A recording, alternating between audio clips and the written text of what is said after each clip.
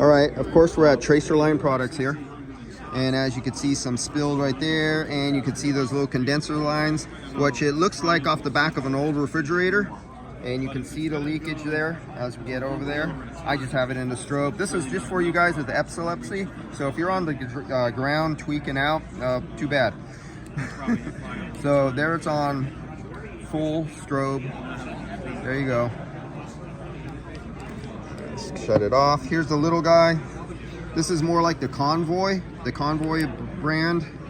This size. Pretty good. It works good from a distance. Yeah, that's pretty damn decent.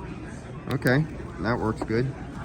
So we were just, Thomas and I were just talking about the strobe function on these lights, and the purpose of it is... There we go. Well, what nice it does is it gives you a bigger line of sight, effectively. The guy, when you have a static light, you know, and you're holding it in one spot, sure. But for the technician to, you know, to hold the light static. So the strobing light will stop pulsating smaller leaks you might normally miss. Will help your eye catch. That's what I thought it was a focal thing. I had everything to do with the eye, a trick of the eye. It brings more attention to the eye as well. That's what I thought. It's just your brain telling your eye, hey, there's something there, you know. Okay. Now let's go over PoE. PoE for hybrid only, right? Well, there are exceptions. So I like hearing that. Most of the world is fine with PoE for electric compressors, right? Whether it be hybrid or electric vehicle. Except Sandon and a few others still use a PAG or want to use a PAG in their electric. Yeah, so we've got two different versions. But it specifically says for electric on there, right? Yeah, electric. And this is a PAG oil for you guys who did. It's a little unique. Yeah. Not the same PAG we knew when we were growing up. Right. Got different additive packages. This is not your grandfather's PAG. Is that what you just said? That's right. Pretty much. Okay. And the only problem I had with these, honestly, was when the PAG oil got on the plastic, it made it brittle and they fell apart. The cap fell apart and these fell apart. It's been redone. Okay. Won't happen anymore. Okay. I did feel it. It feels like a hard rubber now. The old ones were, yes. Oh, then you know how long ago I'm talking. That's why I haven't bought them ever since then. This looks better than your $3 Home Depot. Oh yes. There you go. Okay. Questions about this? Yeah. Here, take a new one for yourself. Oh wow! There we go. Hey, it looks like you guys are going to see me buy some of these just so I could do this. No problem. Tell us about this. Put that in my pocket. So that's, we don't talk about it too much because sealants are taboo. But this is an SAJ2297 sealer. It's not going to hurt anything. Are there any OEMs? Are there any OEMs who are sticking this in? No, OEMs won't. Yeah, I've never seen an OEM. They actually rarely will sanction any additive. We are very fortunate that we're allowed to be installed at the factory when the car is made. So what factory? Oh, all those. Okay, guys, this answers the question because I've been asking the other leak dye guys, what factories are you in? And none of them have been able to answer that. No, we're the only one. Oh, okay. 70 years we've been doing it. So here you guys go. If you want to know if somebody said, oh, wait a minute, I got a question for you. I see something that just popped out.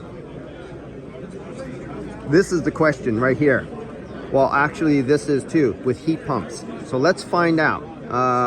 Because as of yesterday, through Nemes, he was specifically saying on some of the heat pump manufacturers, and I think even Toyota, specifically indicate you cannot put any trace line in there. It'll be considered a contaminant. But through regular AC, Tesla's older models, that's just straight AC. Okay, so say Tesla says it's okay, everybody says it's okay, every one of these names, you do not have to worry about a warranty issue. But there's something that's come up about heat pumps and using tracer dye. So let me ask that question. We relate to the game because most of this is polymer based and we had to stay away from it. And I know some of you guys want to know about this more. Tell me a little bit about when you get leak stop in one of these 8-ounce cans or something, okay? Are they using a different kind of leak stop now than they did years ago? Oh, yeah. The polymers? Well, it's not like red. Yes and no. It's not like Red Angel from 30 years. Remember Red Angel was the phone where it turned into Jello, and the whole system would literally turn into green Jello. Yeah. That they don't do that no more. They're still selling Red Angel, but the other ones aren't doing that anymore. There's, you know, there's a mixed bag out there, like with everything else. Yeah. There's only about two people using this formula, and it's us and somebody else we supply it to. Somebody like that. That shall remain unnamed. Yeah. And it's in the aftermarket. You know, it's not from an OEM top-down situation. Okay. Yeah. All right. But guaranteed not to give away the recovery machine. It sounds like. Okay. It won't do anything different than the oil in the system does. It behaves the same way as the oil, as far as being detected. Now, let's say that you've got an evaporator leak. Yeah. Okay. So, what's the most effective way to deploy this? Well, the only way we can do it is. I'll be back on another video to the and ask that source question about code, heat pumps. just like you would the dye.